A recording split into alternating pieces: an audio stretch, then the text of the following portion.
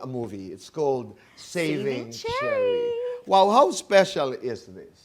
Sobrang espesyal po niya sa akin dahil ito yung isang proyekto na tumawid yung trabaho sa totoong buhay. Paano? Dahil lahat Paano? ng nakatrabaho ko dito, si Mika, si Sasa, si AC, si Mikey, si Khalil, even our director, Direk Ivan, naging kaibigan ko ho Okay. sa totoong buhay. Yun yung ibig sabihin mo ng pagtawid nung trabaho Oho. doon sa personal. Talagang naramdaman ko yung suporta nila even after the whole shoot or yung kahit outside the movie, lumalabas pa rin kami, yung mga usapan namin, personal na. So, tumatawid na rin talaga siya sa totoong buhay. And masasabi ko, Tito Boy, finally, nagkaroon ako ng totoong barkada sa showbiz. Oo. Na after the shoots, may nakapagsabi sa akin, instead of going home straight, there were times when you would actually bond with your friends. Yes, lalabas kami. At doon kayo nagkakakilala ng husto, nagkakakwentuhan. Yes po. At saka sobrang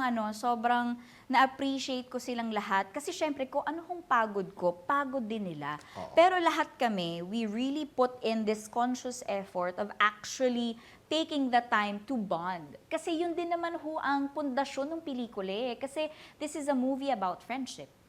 And yung relasyon namin dito ni Khalil, kasi mag-asawa na ho kami dito. So para mabuo mo yun, hindi mo naman mapepeke yun, lalo na big screen yan. Pag nakita mo sa sinihan, pag konting nuances mo, tas mali, makita na agad yun. So lalo na ako medyo, critical ako sa mga ganyan.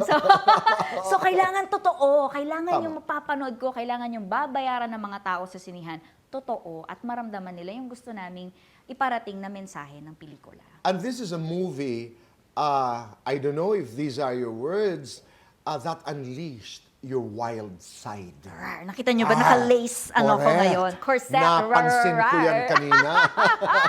Yes. Ano ang ibig sabihin mo doon? Dahil itong pelikulang ito, nung pinitch po ito sa akin ng Regal Entertainment and ni Direk Ivan, kung paano nila nilatag sa akin yung storya, sobrang na siya sa akin, napaka-visual na ng mga eksena. Tapos, nung binigay pa sa akin yung script, yung mga eksena, nakakatawa na siya. Tapos, syempre may konting playfulness, playfully sexy, ganyan. Pero napakaseryoso ng mensahe ng aming pelikula because we will talk about challenges in marriage. How to overcome. Would you want to overcome it or would you just leave?